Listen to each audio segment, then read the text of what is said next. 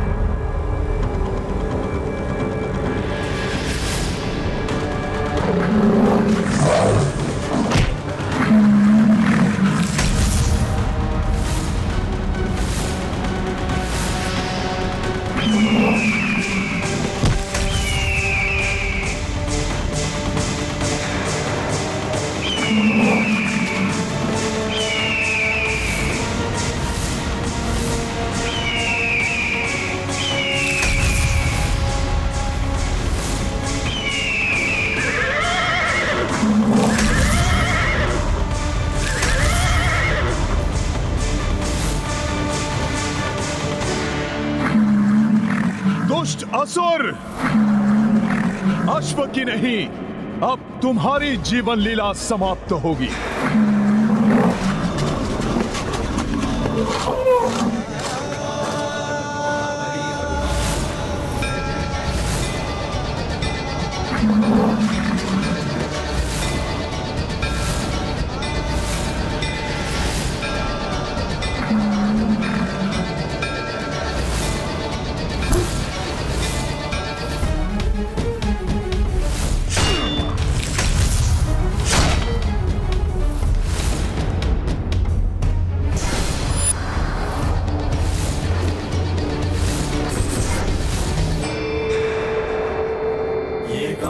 महाबली हनुमत की, रुचिकर लीला राम भगत की। जय जय जय रघुनंदन राम, जय जय जय महाबली हनुमान।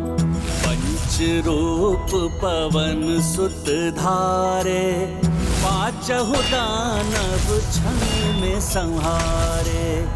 जब सहाय बलि हनुमाना, राम काज में को व्यवधाना। ये गाथा महाबली हनुमत की, रुचिकर लीला राम भगत की। जय जय जय रघुनंदन राम, जय जय जय महाबली हनुमान। जय जय जय रघुनंदन राम, जय जय जय महाबली हनुमान।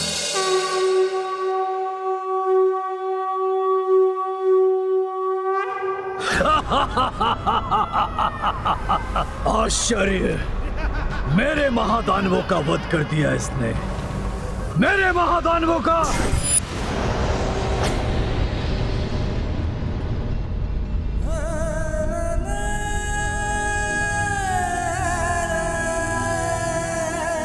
प्रभु श्री राम के अनन्य भक्त हनुमान, हमसे बड़ी भूल हुई है, हमें क्षमा कर दीजिए। इससे पूर्व कि कोई और अनिष्ट घट जाए या हमारी बुद्धि को कोई फिर से प्रभावित करे, आप श्री राम के कार्य हेतु इस अश्व को ले जाइए हनुमान जी। इसमें आप दोनों का कोई दोष नहीं है, ये सब राक्षस निकुंभ ने किया है। संसार में अधर्म का विनाश करने के लिए अपनी माया से वो सबके विचारों को दूषित करने का प्रयास कर रहा है। सत्य है हनुमान जी, आपने हम दोनों भ्राताओं को अधर्म करने से बचा लिया। उस आसुरी शक्ति से हमारी रक्षा करने के लिए आपको शत शत नमन हनुमान जी। मेरी तो इच्छा है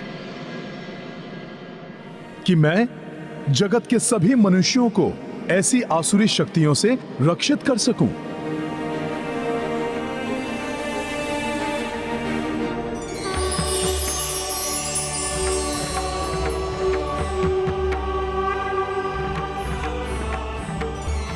प्रणाम ब्रह्मदेव।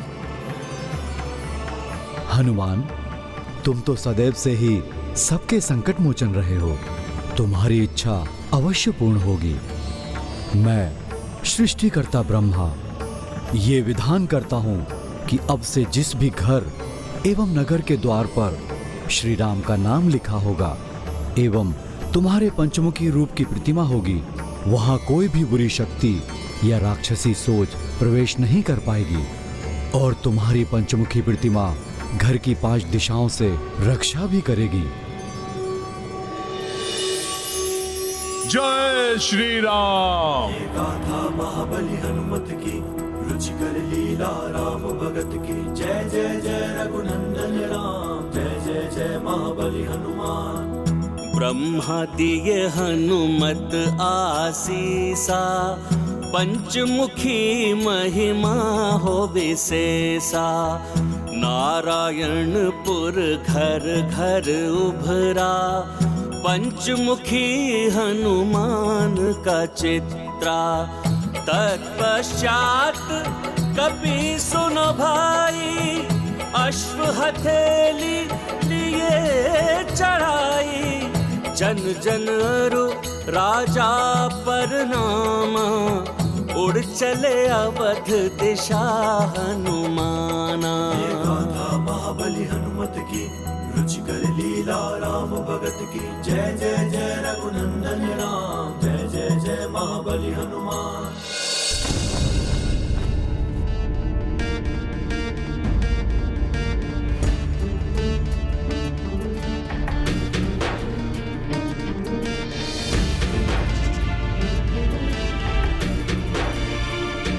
उषा काल की लालिमा छा चुकी है क्षितिज पर। अब किसी भी क्षण सूर्यदेव की प्रथम रश्मि यहाँ की धरा को स्पर्श कर सकती है और यदि इस क्षण के पूर्व हनुमान नहीं आ पाए तो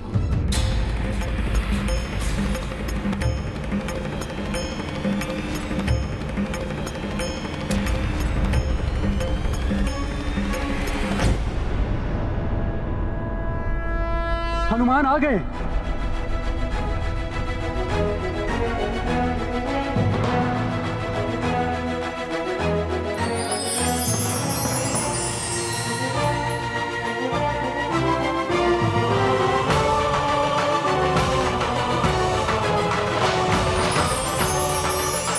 किंतु सूर्यदेव की रश्मि तो धरा को स्पर्श करने वाली है।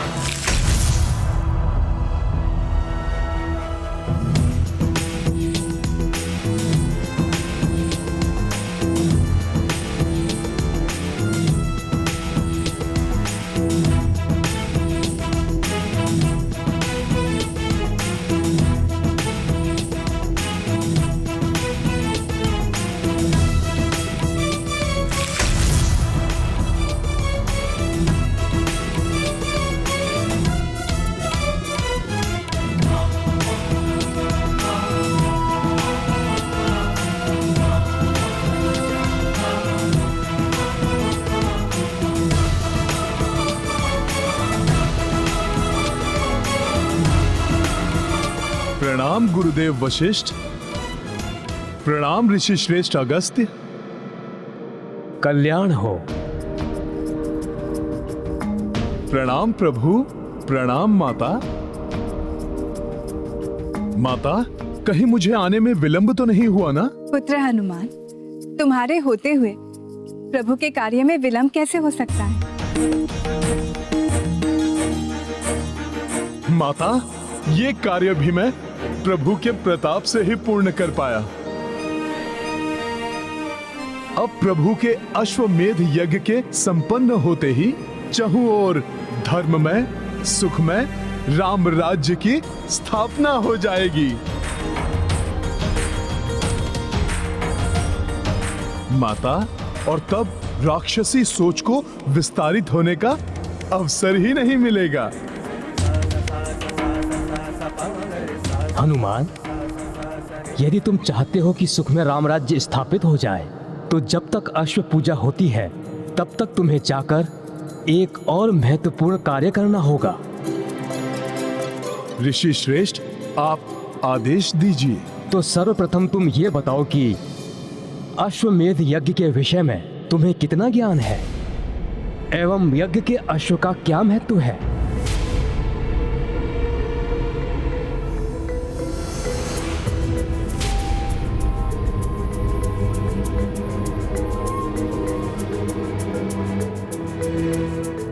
ऋषिवर, जहां तक मुझे ज्ञात है, राजा अपने साम्राज्य एवं प्रभुत्व को विस्तारित करता है।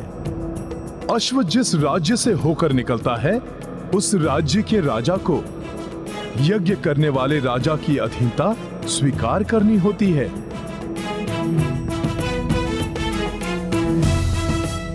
किंतु यदि कोई उस अश्व को रोकता है, तो उसे यज्ञ करने वाले राजा की सेना से युद्ध करना होता है। हाँ हनुमान, अंततः इस यज्ञ का लक्ष्य यह है कि समस्त राजा श्री राम की अधीनता बिना युद्ध के ही स्वीकार कर लें एवं राम राज्य में सम्मिलित हो जाएं। और यह तभी संभव हो सकता है हनुमान, जब स्वयं च्यवन ऋषि इस यज्ञ में भाग लें, क्योंकि वो उन महान ऋषियों में से एक हैं जो महातेजस्वी हैं, जिनके तप में अतुलनीय शक्ति है। ओम नमः शिवाय। ओम नमः शिवाय। ओम नमः शिवाय। च्यवन ऋषि के तपोबल से बड़े बड़े महाबली राजा भी थरथर कांपते हैं। उन्होंने अपने तप के प्रताप से इंद्रदेव को भी बंदी बना लिया था। आसुरी शक्ति एवं निशाचरी सोच वाले तो इनसे कोसों दूर ही रहते हैं। इस प्रकार श्री राम एवं तुम्हारे नाम के साथ ऋषि च्यवन का नाम मात्र जुड़ जाने से ही उनके तप का सम्मान करते हुए अनेकों भूपाल अश्व को नहीं रोकेंगे और बिना युद्ध किए ही प्रभु श्री राम के राज्य को स्वीकार कर लेंगे।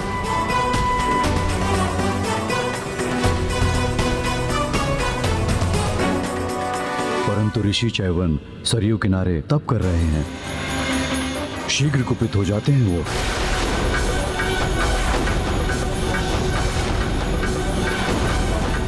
छोटी सी बात पर कठोर से कठोर श्राप दे सकते हैं।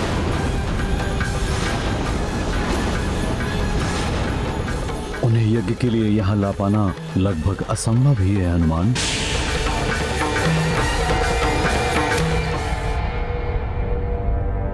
गुरुवर, प्रभु का कार्य है, प्रयास तो करना ही होगा मुझे।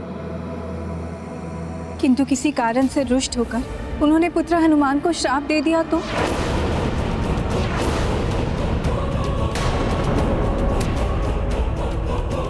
माता, आप चिंता मत कीजिए, मैं ऐसा नहीं होने दूंगा। यदि माता ऐसा कुछ हुआ तो भी मैं प्रभु का नाम लेकर उनके श्राप को भी आशीर्वाद समझकर मैं ग्रहण कर लूंगा।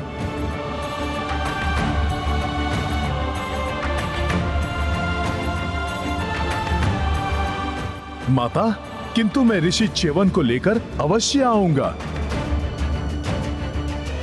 कार्य कितना भी जटिल हो, किंतु बिना किसी संकट के समय रहते यदि वो कार्य कोई कर सकता है तो वो मात्र हनुमान ही है।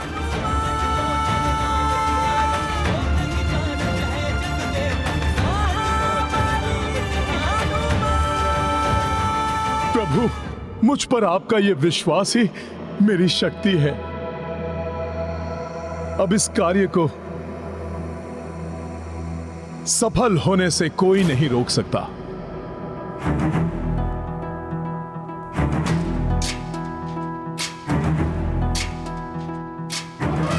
प्रभु, आप बस मुझे आज्ञा दीजिए। सफल मनोरथ भवा। हनुमान ज्ञान गुण सागर जय कपीस तिहु लोक उजागर जय हनुमान ज्ञान गुण सागर जय कपीस प्रणाम गुरुदेव। आयुष्मान भव। कल्याण हो। वीर विक्रम बजरंगी कुमति निवार सुमति के संगी जय हनुमान ज्ञान गुण सागर जय कपीस तिहु लोक उजागर जय हनुमान जय श्री राम। उजागर जय भरत विराज सुबेसा कानन कुंडल कुंचित केसा हाथ वज्र और ध्वजा विराजे कांधे मूंज जनेऊ साजे जय हनुमान ज्ञान गुण सागर जय कपीस तिहु लोक उजागर वानर वानर वानर या!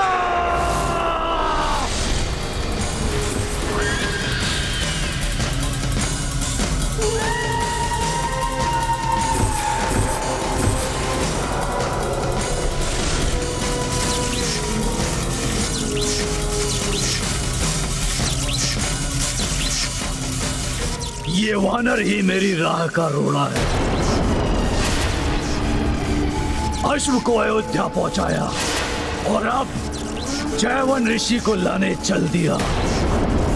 नहीं, चैवन ऋषि के आने का अर्थ है राम राज्य की शीघ्र स्थापना। तब हम आसुरी सोच से पतित नहीं कर पाएंगे मनुष्यों को, तो कैसे होगा पाप का विस्तार, कैसे होगी अधर्म की जय।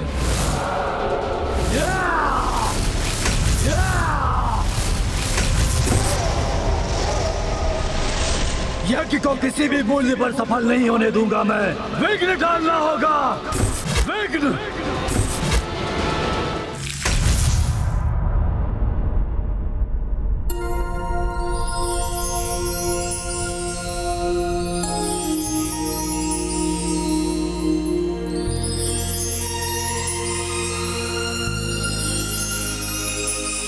कैसी सात्विक ऊर्जा उपस्थित है यहाँ चहुओर। ओम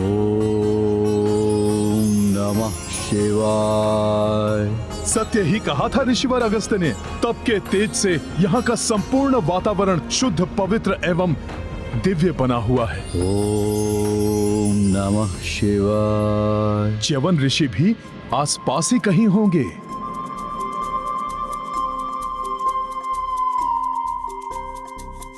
ओम नमः शिवाय। ये ऋषिवर च्यवन कहाँ है? ओम नमः शिवाय। ओम नमः शिवाय।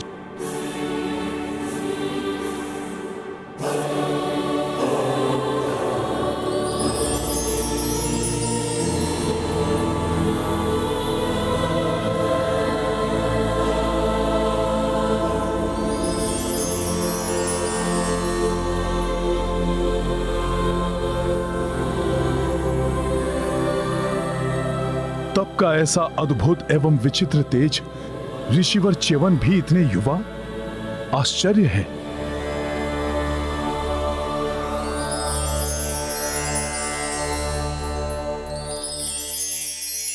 ये क्या, बाहर से तो युवा है किंतु भीतर से वृद्धता भी झलक रही है। ये क्या पहेली है? ये कोई माया है या तप का तेज या फिर कुछ और? वहीं रुक जाओ और निकट जाने का साहस मत करना।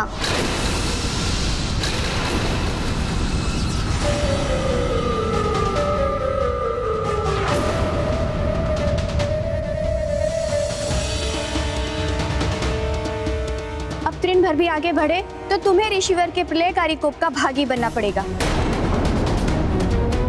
कौन हो तुम? प्रणाम माता। मैं प्रभु श्री राम का सेवक हनुमान हूं। मैं ऋषिवर के तप में विघ्न नहीं डालूंगा, किंतु प्रभु श्री राम के अश्वमेध यज्ञ के लिए मुझे शीघ्र ही ऋषिवर को अयोध्या लेकर जाना है। उसके लिए तो तुम्हें ऋषिवर के मंत्र जाप के संपन्न होने तक प्रतीक्षा करनी होगी।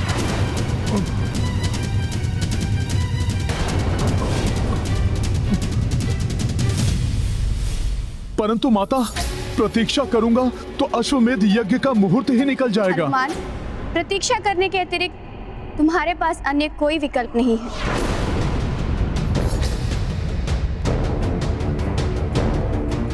ओम नमः शिवाय। माता, कोई तो विकल्प होगा जिससे ऋषिवर कुपित भी ना हो और ध्यान से जागृत भी हो जाएं। नहीं, अपितु किसी ने उनका ध्यान भंग किया तो उसे कठोर दंड देते हैं ऋषिवर। मैं भी दंड भोग रही हूँ। एक भूल के कारण जीवन भर के लिए इनकी दासी बनना पड़ा मुझे। माता, जीवन भर के लिए दासी? ऐसा क्या हो गया था आपसे? ये एक लंबी कथा है, सुनना चाहोगे? हाँ माता, किंतु नहीं माता, समय बहुत अल्प शेष है। आज मैं कथा के लिए क्षमा चाहता हूँ। माता, अभी तो मुझे ऋषिवर को ध्यान से जागृत करने के लिए कोई उपाय ढूंढना होगा।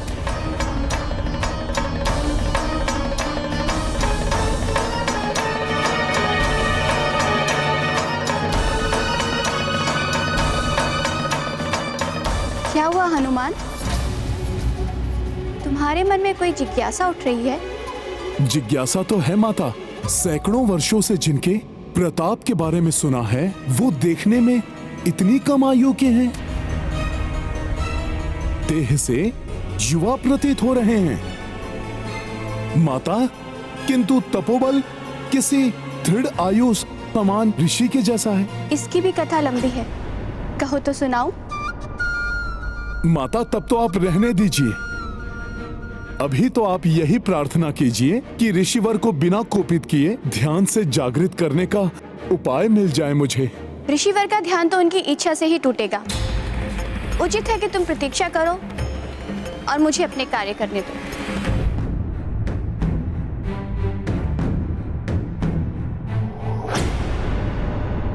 ये तो बड़ी ही दुविधा उत्पन्न हो गई। प्रतीक्षा करूंगा तो मुहूर्त निकल जाएगा, और यदि ऋषिवर का तप भंग हुआ तो अनिष्ट हो जाएगा। क्या करूं मैं? ऋषिवर का ध्यान तो उनकी इच्छा से ही टूटेगा। उचित है कि तुम प्रतीक्षा करो और मुझे अपने कार्य करने दो।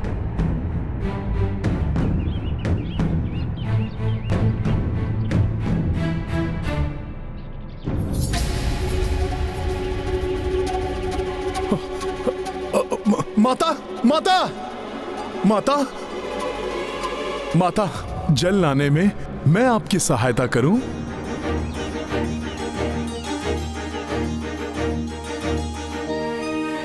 जिससे कि मैं उतने समय में ऋषिवर की कथा भी सुन सकूं।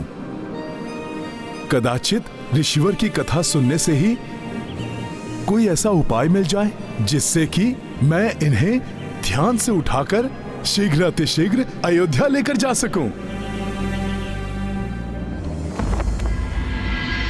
गंगे च यमुने चैव गोदावरी सरस्वती नर्मदे सिंधु कावेरी जलेस्मिन् सन्निधिं कुरु। गंगे च यमुने चैव गोदावरी सरस्वती नर्मदे सिंधु कावेरी जलेस्मिन् सन्निधिं कुरु। अब शीघ्र ही पूर्ण सज्जित किया जाए अश्व को।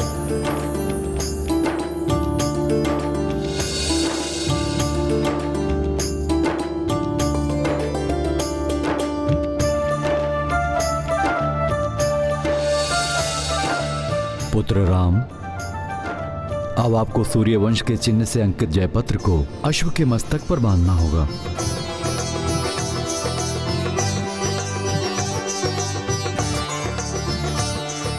अश्व तो अब दिग्विजय यात्रा के लिए पूर्णतया सज्जित हो गया है, किंतु ऋषिवर च्यवन आने वाले हैं। इसलिए हवन आदि और आगे की विधि उनके अनुसार हो तो उचित है। किंतु यदि हनुमान महर्षि च्यवन को मनाने में असफल रहे तो कहीं उनकी प्रतीक्षा करते करते शुभ मुहूर्त का समय ना निकल जाए। हमने सदैव हनुमान पर विश्वास किया है और उन्होंने सदैव हमारे विश्वास की लाज रखी है। हनुमान आज भी असफल नहीं होंगे।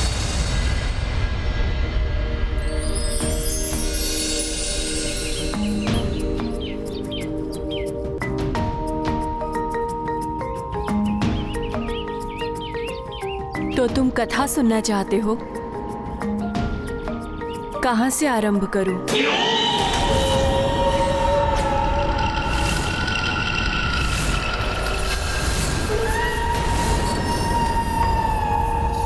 कोई और भी है यहाँ हमारे आसपास? कहीं राक्षस निकुंभ तो नहीं यहाँ पहुंच गया?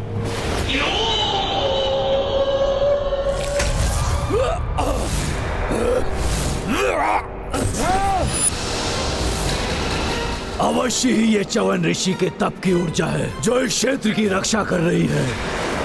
ऋषि, ऐसे ही नहीं जाने दूंगा मैं तुम्हें, और अधिक शक्ति का संचय करके आऊंगा मैं। हनुमान, प्रतीत हो रहा है कि तुम्हें आसपास किसी दुष्ट शक्ति का आभास हो रहा है। हाँ माता, कोई तो दुष्ट आत्मा है यहाँ। उसकी चिंता तुम मत करो हनुमान।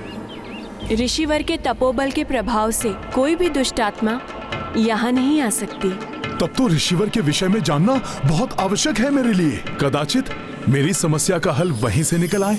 उचित है हनुमान।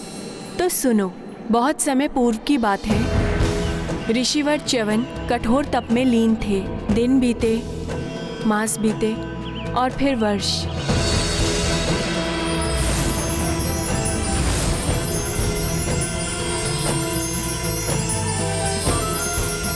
और इस प्रकार सहस्त्रों वर्ष उनका तप चलता रहा।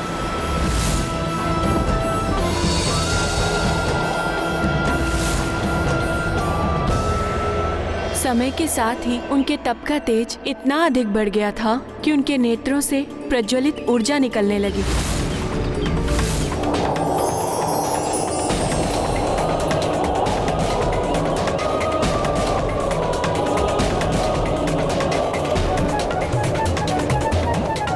वो इतने गहन ध्यान में लीन हो गए कि दीमकों ने अपनी बाम्बियां उनके चारों ओर बना ली। फिर भी उनकी तपस्या अनवरत चलती रही। उनके तप की तरंगे संपूर्ण वातावरण को प्रभावित कर रही थी। उनके नेत्रों से निकलने वाली प्रज्वलित ऊर्जा बाम्बी के छिद्रों से बाहर निकलकर कौतूहल जगा रही थी। उन्हीं दिनों तीर्थ यात्रा पर अपनी पुत्री सुकन्या एवं सेना के साथ निकले हुए मनुपुत्र राजा शर्यार्थी ने नर्मदा नदी के किनारे पड़ाव डाला। वहीं निकट के वन में ऋषि च्यवन तप में लीन थे। उनके तप की तरंगों के प्रभाव से आकृष्ट होकर सुकन्या अपनी सखियों के साथ उस ओर निकल पड़ी।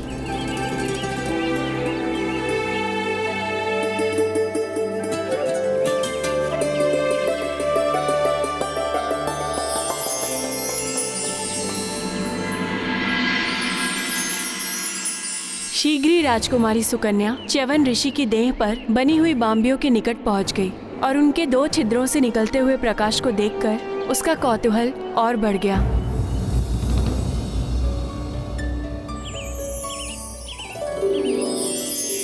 कितनी विचित्र है ये दीमकों की बाम्बी, और इन छिद्रों से निकलते हुए प्रकाश को देखकर ऐसा प्रतीत होता है जैसे इसके भीतर कोई प्रकाश पुंज हो। मैं देखती हूँ कि ये प्रकाश पुंज है क्या। सुकन्या को भय तो लग रहा था, किंतु कौतूहलवश उसने एक तीक्ष्ण तृण को उठाया और बाम्बी के निकट पहुंच गई।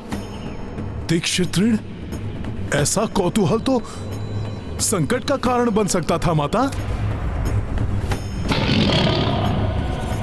हाँ हनुमान, सत्य से अनभिज्ञ राजकुमारी सुकन्या ने कौतूहलवश उस तीक्ष्ण तृण को बाम्बी के छिद्र में ठोक दिया।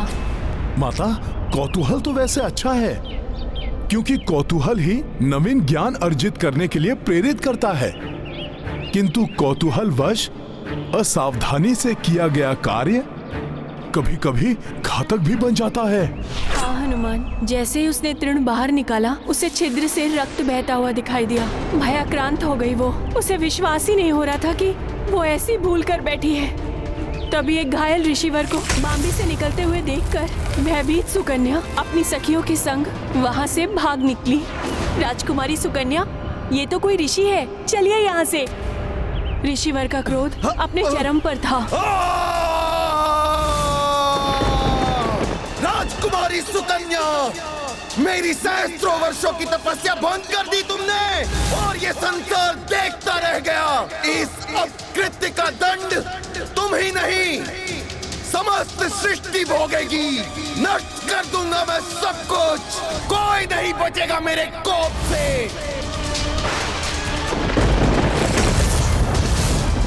ये तो बहुत ही बुरा हुआ माता। ऋषिवर के क्रोध का ऐसा झंझावात उठा कि सृष्टि के पंचभूत तत्व भी असंतुलित हो उठे। वायु महाप्रचंड वेग से सब कुछ उड़ाने लगी।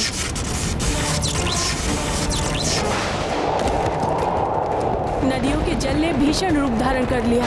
स्वच्छ आकाश सहसा ही घने मेघों से छा गया। वेग की आंधियों ने श्वास लेना दुर्भर कर दिया था। अतः कोई गिरकर अचेत हो रहा था तो कोई प्रचंड वायु में उड़ रहा था। ये धूल भरी आंधी, सांस लेना भी कठिन हो रहा है। ऋषिवर के क्रोध से चारों ओर विनाश लीला आरंभ हो गई। सुकन्या ने अपने पिता से जाकर सब कुछ बता दिया। स्तब्ध रह गए थे महाराज शर्याती। वायु के थपेड़ों में धूल भरी आंधियों का सामना करते हुए वे किसी प्रकार ऋषिवर के पास जा पहुंचे।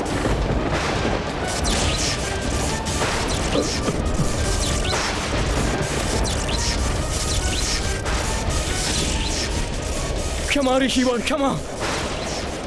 मेरी पुत्री के इस कृत्य के लिए मैं क्षमा चाहता हूँ। अपने इस कोप को शांत कर लीजिए ऋषिवर। प्रकृति असंतुलित हो चुकी है। शांत हो जाइए ऋषिवर, शांत हो जाइए। महाराज शर्याती की क्षमा याचना का ऋषि के कोप पर कोई प्रभाव नहीं पड़ा और उसे देखकर सुकन्या भी उनके चरणों में गिर पड़ी। सृष्टि में प्रलय की स्थिति उत्पन्न हो रही है ऋषिवर। भूलवश हुए अपराध का इतना बड़ा दंड मत दीजिए सृष्टि को।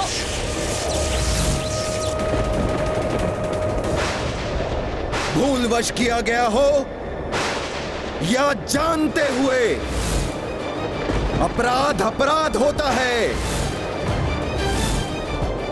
और अपराधी को दंड मिलना चाहिए।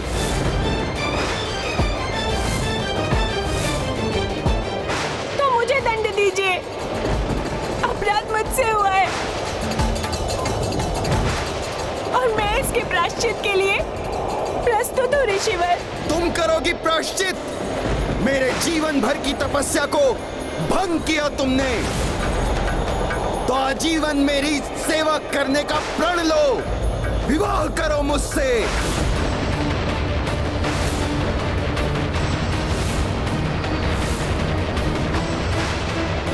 नहीं नहीं, मेरी पुत्री सुकुमारी है और आप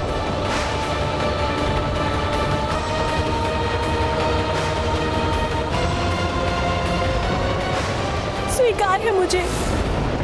विवाह करूंगी मैं आपसे। सदैव आपकी सेवा का प्रण लेती हूँ मैं। किंतु ये विनाश लीला अब रोक लीजिए।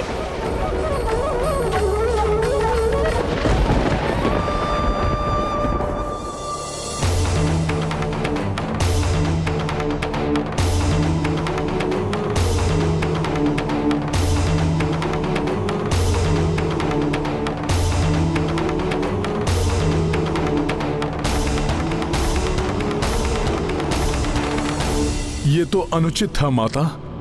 फिर क्या हुआ? विवाह हुआ या नहीं?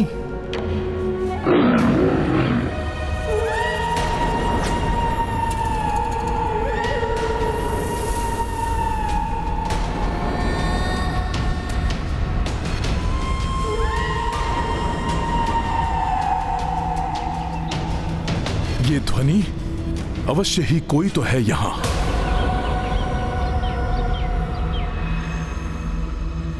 विवाह हुआ हनुमान।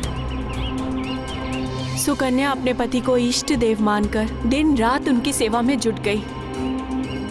पतिव्रत धर्म का पालन, सदाचरण एवं वर्षों की अनवरत सेवा को देखकर एक दिन ऐसा भी आया जब ऋषिवर सुकन्या पर प्रसन्न हो गए।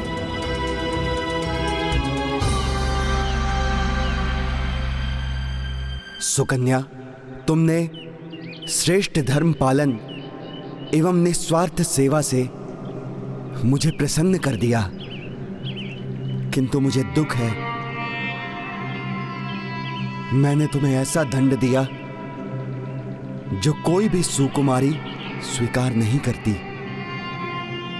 तुम सुंदर तरुणी और मैं एक नेत्र वाला कृशकाय वृद्ध। किसी प्रकार मेरा नेत्र मुझे वापस मिल जाता, मेरी युवा अवस्था लौट आती, तो मैं तुम्हें वो सुख दे पाता जो तुमने मुझे अपनी सेवा से दिया है। ऐसा संभव है ऋषिवर? प्रणाम ऋषिवर। प्रणाम माते। आप? मैं अश्विनी कुमार हूं ऋषिवर, पिताश्री सूर्यदेव और माता प्रभा का पुत्र। चिकित्सा विज्ञान एवं औषधीय शास्त्र से परिपूर्ण आयुर्वेद का विशेषज्ञ हूं मैं आपको ऐसी औषधि प्रदान कर सकता हूं जिससे आपका एक नेत्र एवं आपका यौवन लौट आएगा और आप मुझसे भी अधिक सुंदर और हृष्टपुष्ट दिखाई देने लगेंगे। किंतु प्रतिफल स्वरूप पहले आपको यज्ञ में अन्य देवताओं की भांति मेरे लिए भी हविष्य अर्पण करना होगा, जिससे कि मैं भी देवताओं की पंक्ति में बैठने का अधिकारी बन सकूं।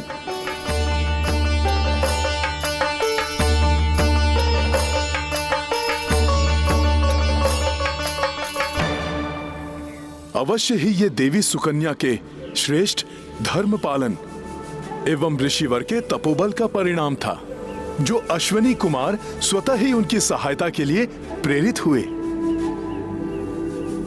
फिर क्या हुआ माता? कर्म फल तो मिलता ही है हनुमान। ऋषिवर ने शीघ्र ही यज्ञ आरंभ कर दिया, किंतु जब यज्ञ अपनी चरम सीमा पर पहुंचने लगा तो अश्विनी कुमार के नाम से आहुतियां पड़ती देखकर इंद्रदेव कुपित हो उठे और ऋषिवर को ऐसा करने से रोकने के लिए आ गए। ओम अश्विनी कुमाराय नमः। रुक जाइए ऋषिवर। आप अश्विनी कुमार को हम देवताओं के समान अधिकार एवं पद कैसे दे सकते हैं? ओम अश्विनी कुमाराय नमः। यदि आप नहीं रुके ऋषिवर तो हमें बल प्रयोग करना पड़ेगा। ओम अश्विनी कुमाराय नमः।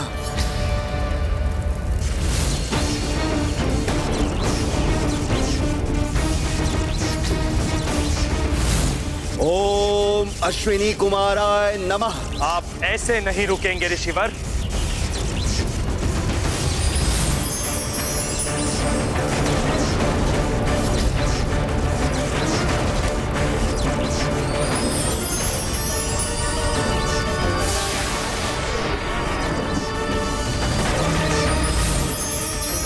नहीं ऋषिवर, रुक जाइए ऋषिवर।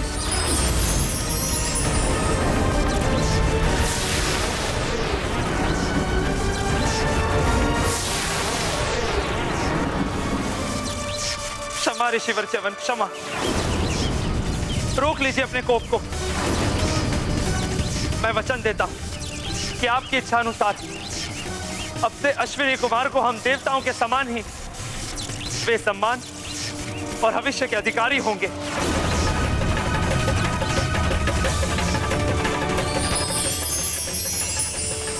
शांत हो जाइए ऋषिवर, क्षमा कर दीजिए इंद्रदेव जी को।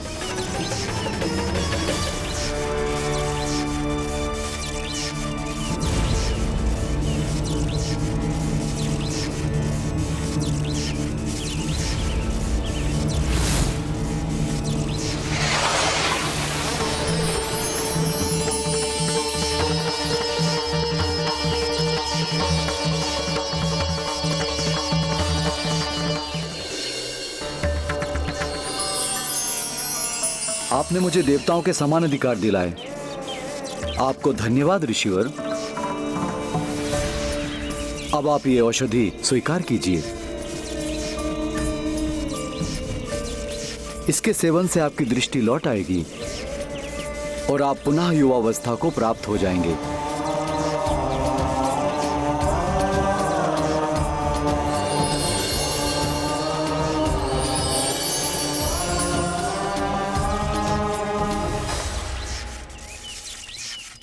और मैं ये घोषणा करता हूं,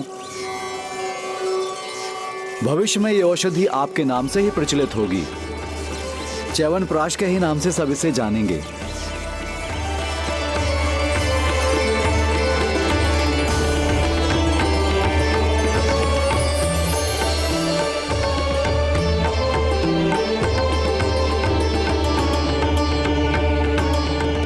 तत्पश्चात उस औषधि के प्रभाव से ऋषिवर के नेत्र वापस आ गए और ऋषिवर एवं सुकन्या दोनों का यौवन पुनः वापस आ गया।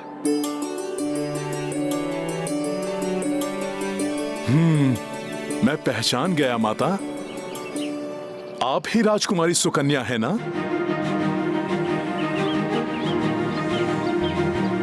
माता, आप दोनों की कथा से मुझे इतना तो ज्ञात हो गया है कि ऋषिवर मात्र शीघ्र कुपित ही नहीं होते, अपितु वो भावुक भी हैं, न्याय भी करते हैं।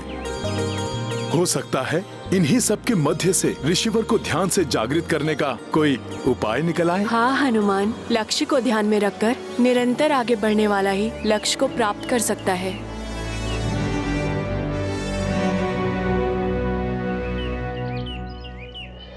माता, कथा सुनते सुनते हम यहाँ कब पहुँच गए ज्ञात ही नहीं हुआ।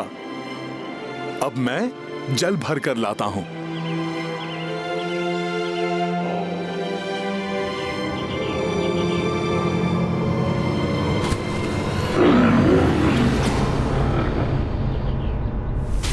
कहीं कोई दिखाई नहीं दे रहा है, कदाचित कोई वन्य जीव हो।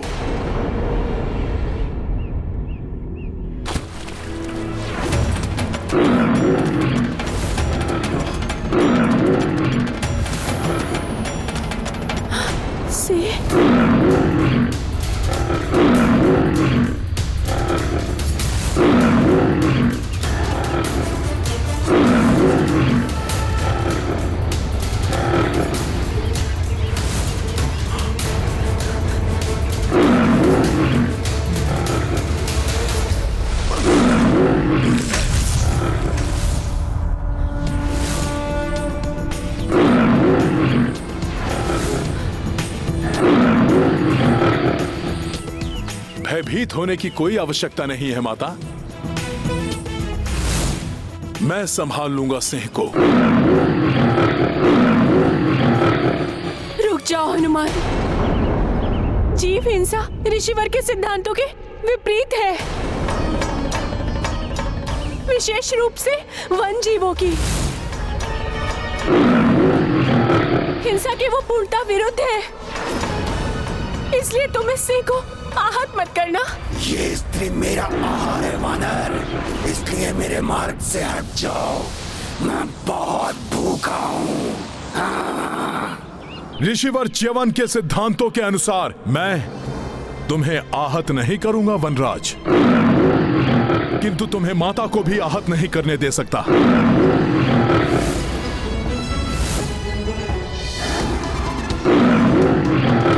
हनुमान, मैं तो इस सिंह का स्वाभाविक आहार हूँ, इसलिए इसे रोकना उचित नहीं है।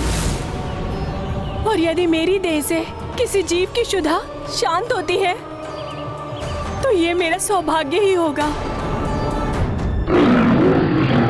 यदि तुमने माता को आहार बना लिया तो ऋषिवर च्यवन की रक्षा कौन करेगा? उन्हीं के सिद्धांतों के कारण तुम सब वन्य जीव इस वन में सुरक्षित रहते हो, इसलिए उचित होगा कि तुम लौट जाओ। वानर, ये तो विधि का विधान है कि हम सिंह किसी को भी अपना आहार बना सकते हैं। यदि तुम इस स्त्री को बचाना चाहते हो तो उसके स्थान पर तुम्हें मेरा आहार बनना स्वीकार करना होगा। ये तो सत्य ही है कि ईश्वर ने सिंह को आखेट करके ही उदर पोषण का अधिकार दिया है। क्या सोच रहे हो वानर? मेरा आहार बनो, अन्यथा मेरे मार्ग से हट जाओ। ये तो विचित्र दुविधा उत्पन्न हो गई है। यदि मैं स्वयं को प्रस्तुत करूं तो प्रभु का कार्य अपूर्ण रह जाएगा, और यदि मैंने सिंह का प्रस्ताव स्वीकार नहीं किया तो माता की रक्षा में। क्या सोच रहे हो वानर? मेरा आहार बनो, अन्यथा मेरे मार्ग से हट जाओ। हनुमान, सिंह का आहार मुझे बनने दो। तुम्हें तो अभी अनेक कार्य करने हैं। ये सत्य है माता कि मुझे अनेक कार्य करने हैं।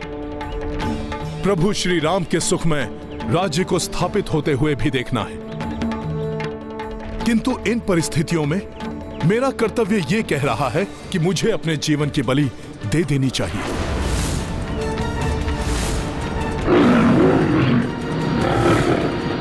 नहीं, तुम्हें तो अभी न जाने कितने लोगों को संकटों से बचाना है। संकट मोचन हो तो। क्षमा करें माता, आपको भी तो संकट से बचाना है मुझे। आप बस मेरा इतना ही कार्य कर दीजिएगा। जब ऋषिवर ध्यान से उठें, उन्हें शीघ्र अतिशीघ्र अयोध्या पहुंचने के लिए कह दीजिएगा। कहीं प्रभु श्री राम का कार्य मध्य में ही ना रुक जाए।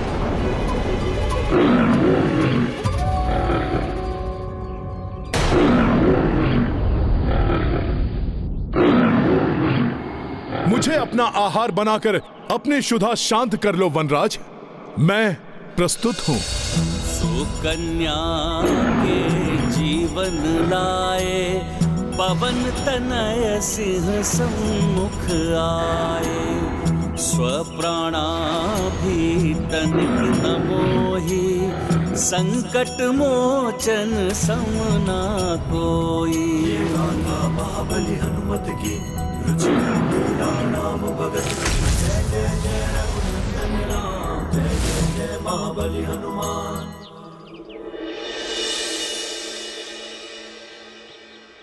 उठो हनुमान।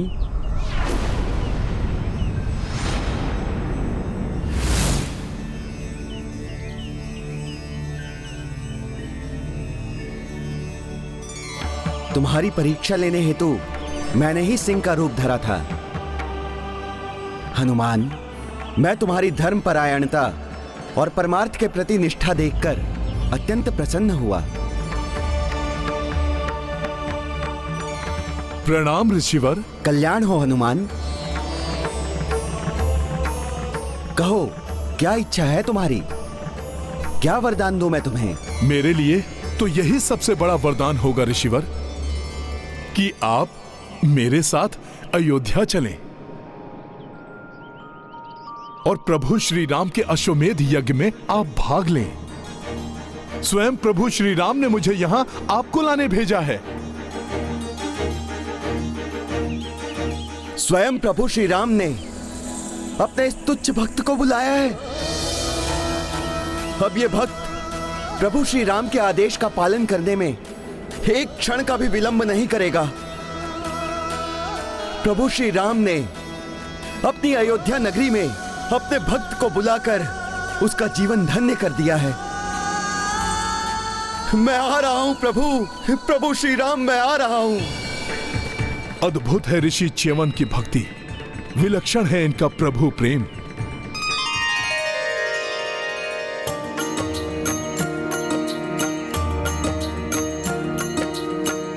भक्त ही भक्ति रस पहचाने, भक्त ही दूजे भक्त को जाने। अवध दिशा च्यवन ऋषि दौड़े, कंटक पत्थर कोई न रोके। सिया राम जय हनुमान। देख कपि भावुक हो आई, ऋषि प्रतिपद प्रहस्त उठाई। जय जय अवधपति श्री राम, जय च्यवन ऋषि जय हनुमान। राम सिया राम जय हनुमान। ये गाथा महाबली हनुमत की, रुचिकर लीला राम भगत की। जय जय जय रघुनंदन राम, जय जय जय महाबली हनुमान।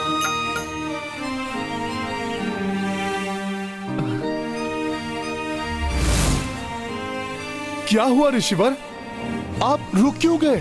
तुम क्लांत हो गए होगे हनुमान। कब तक इस प्रकार मेरे पांव के नीचे अपने हाथ रखकर मुझे कष्ट पहुंचने से सुरक्षित रखोगे?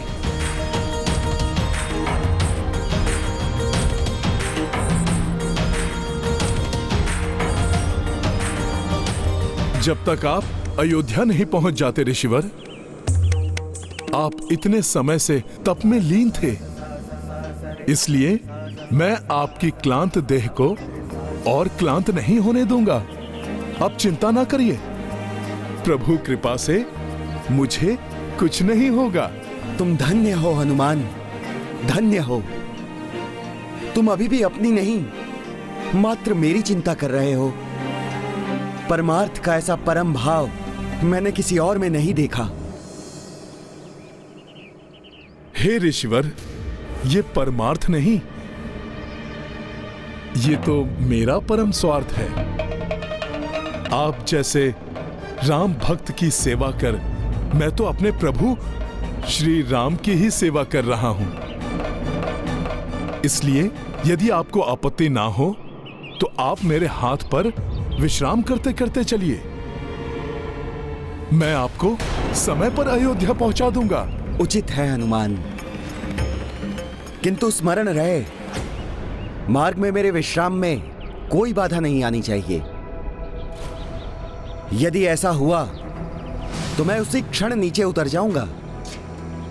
फिर तुम्हें मेरे साथ उड़कर नहीं अपितु चलकर जाना होगा। और हां हनुमान, मेरी निद्रा भी भंग नहीं होनी चाहिए, अन्यथा मेरे क्रोध की ज्वालामुखी फट सकती है। ऋषिवर, मैं सावधान रहूंगा। आप निश्चिंत होकर मेरे हाथों पर विराजमान हो जाइए।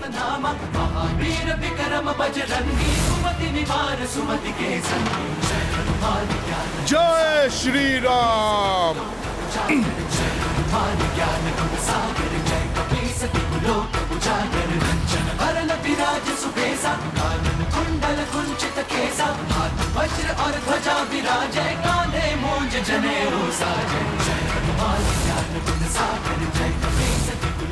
आइए ऋषिवर।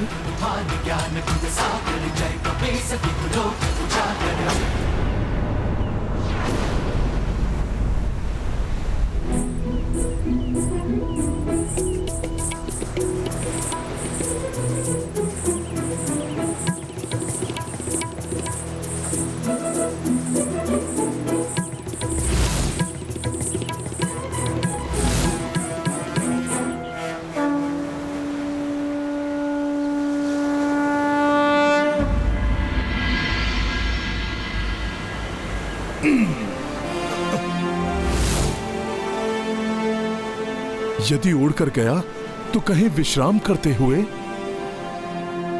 निद्रा में ऋषिवर की पकड़ ढीली पड़ गई तो वो गिर सकते हैं। इसलिए मुझे चलकर ही जाना चाहिए। जय श्री राम।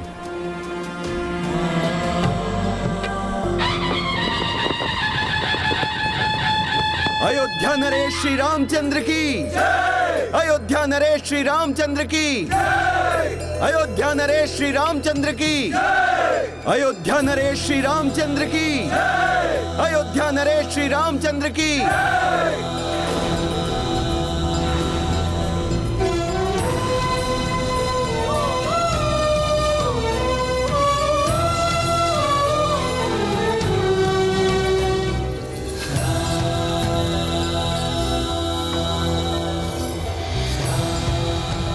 दूर दूर से अनेकों ऋषि मुनि, राजा महाराजा एवं अन्य अतिथि पधार चुके हैं।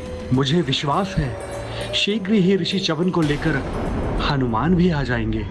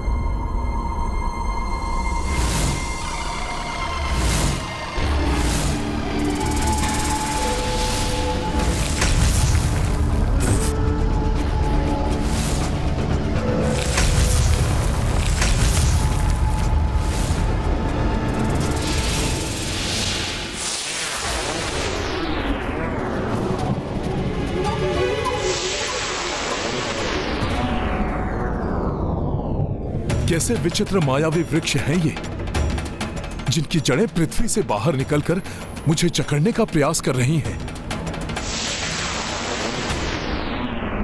ये तो संपूर्ण वन ही मायावी प्रतीत होता है।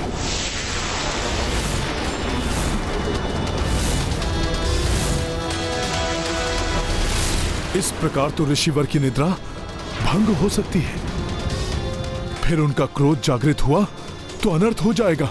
मार्ग में मेरे विश्राम में कोई बाधा नहीं आनी चाहिए। यदि ऐसा हुआ तो मैं उसी क्षण नीचे उतर जाऊंगा। और हाँ हनुमान, मेरी निद्रा भी भंग नहीं होनी चाहिए, अन्यथा मेरे क्रोध की ज्वालामुखी फट सकती है।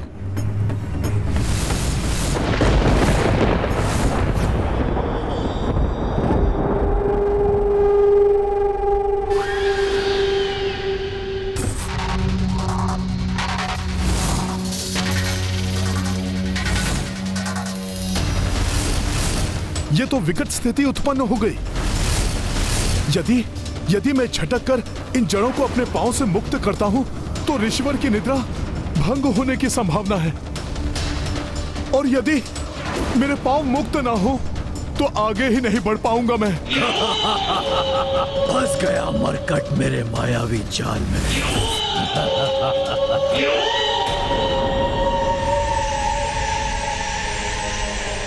अब ये लताएं भी बांध रही हैं मुझे। शीघ्र ही मुझे इस संकट निवारण का कोई उपाय सोचना होगा।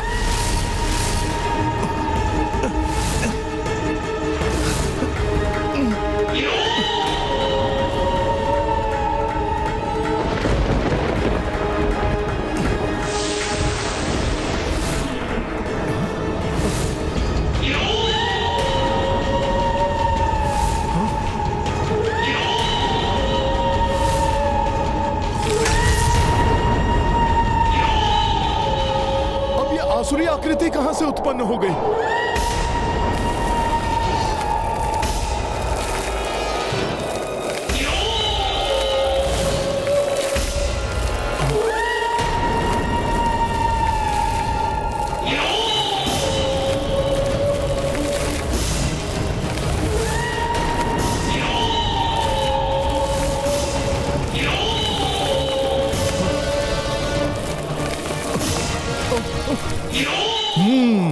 समझ गया,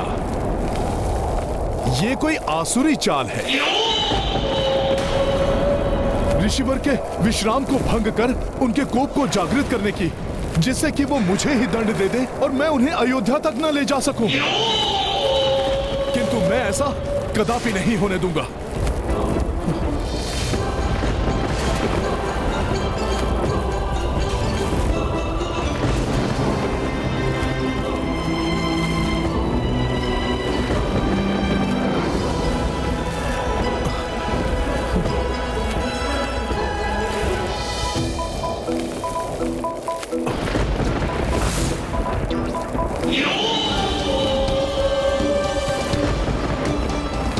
सखा,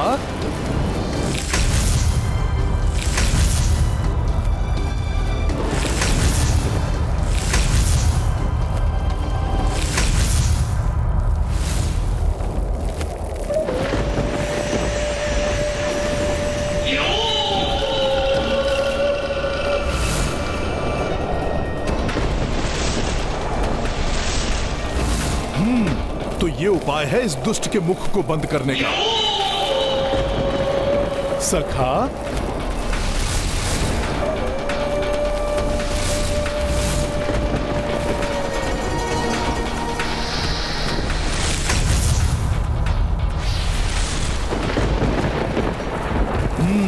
इस आसुरी मुखाकृति से तो छुटकारा प्राप्त हुआ।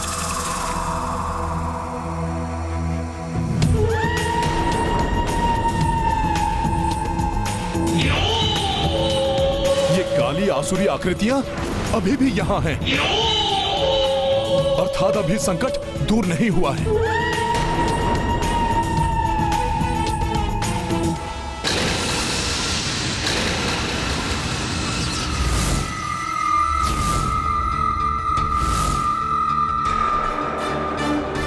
ऋषिवर को आहत नहीं होने दूंगा मैं। सखा,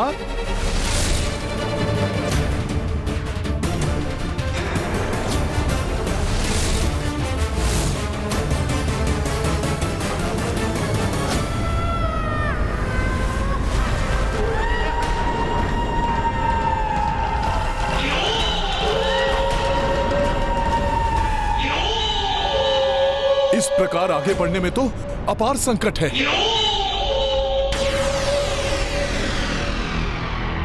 ऋषिवर के प्राण सुरक्षित नहीं है, इसलिए उनकी निद्रा और विश्राम भंग हुए बिना सर्वप्रथम मुझे इन मायावी वृक्ष रूपी संकटों से मुक्ति पानी चाहिए।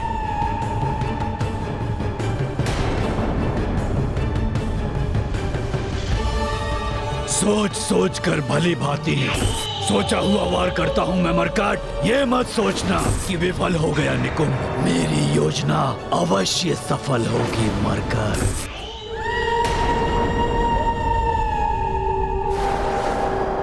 तो दुष्ट निकुंभ अभी भी अश्वमेध यज्ञ में व्यवधान उत्पन्न करने का प्रयत्न कर रहा है।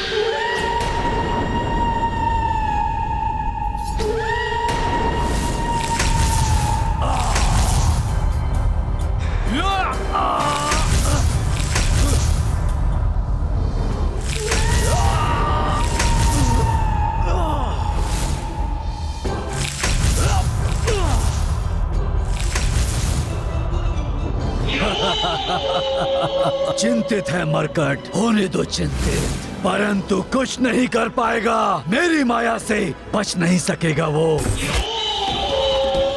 सर्वप्रथम ऋषिवर के विश्राम की उचित व्यवस्था करता हूँ, उसके उपरांत ही इन असुरों को मार्ग से हटाऊंगा मैं। सखा,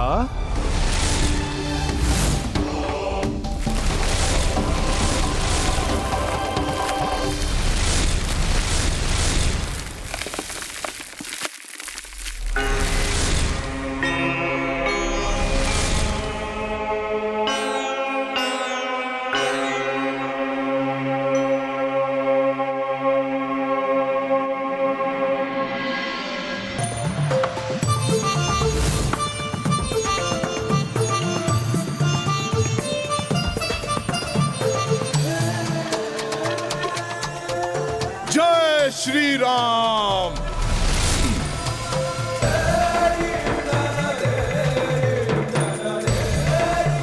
क्षमा कीजिए ऋषिवर, उन दुष्ट असुरों के कारण मुझे अपने हाथ से उतारना पड़ा आपको, परंतु यहां आपकी निद्रा भंग नहीं होगी। प्रभु श्री राम की, प्रभु श्री राम की। अयोध्या नरेश प्रभु श्री राम को हम ऋषिगणों का प्रणाम। प्रणाम गुरुदेव। प्रभु, हम सब भी आपके इस महायज्ञ में सम्मिलित होने आए हैं। राम राज्य की स्थापना के लिए की जाने वाली इस अश्वमेध यज्ञ का साक्षी बनना हमारा परम सौभाग्य होगा। स्वागत है। धन्यवाद प्रभु। अब इन दुष्ट असुरों के आक्रमण करते ही इन्हें नष्ट कर दूंगा मैं।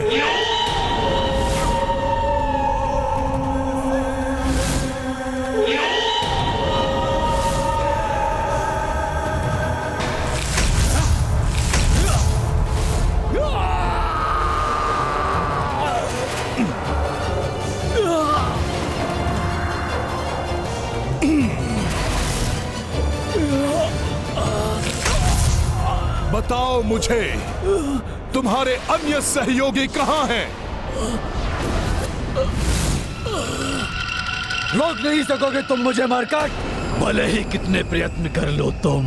निकुंभ हूं मैं, सहो मेरे असुर सेवकों के प्रहार।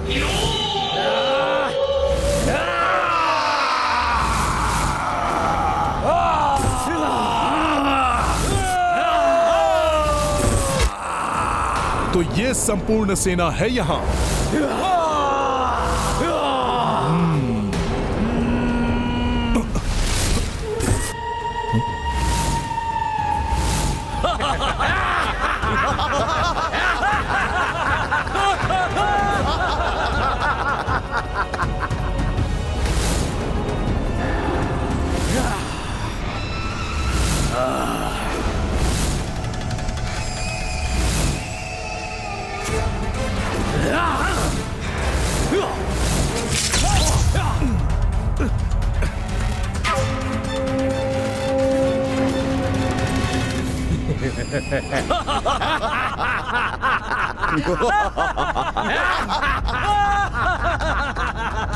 अरे ये क्या है?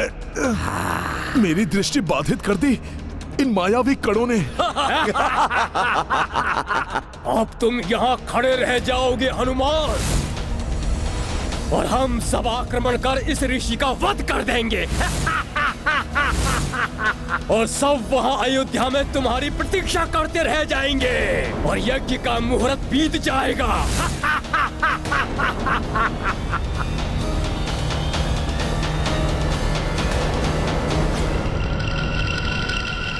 यज्ञ के लिए अश्व विधिवत रूप से तैयार है। अन्य सभी प्रबंध हो चुके हैं, किंतु हमारे पास समय शेष नहीं है।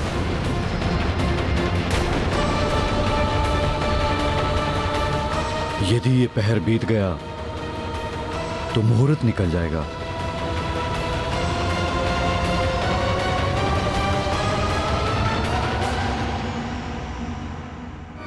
कहाँ है हनुमान?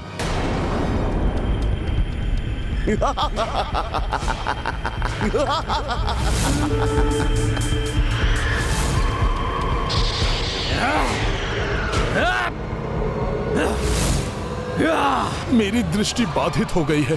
कहीं ये दुष्ट राक्षस ऋषिवर की निद्रा ना भंग कर दें। यदि ऐसा हुआ तो अनर्थ ही हो जाए। राम भक्त महाबली हनुमान को जानना हो तो चैनल को सब्सक्राइब करें और बेल आइकॉन दबाना न भूलें।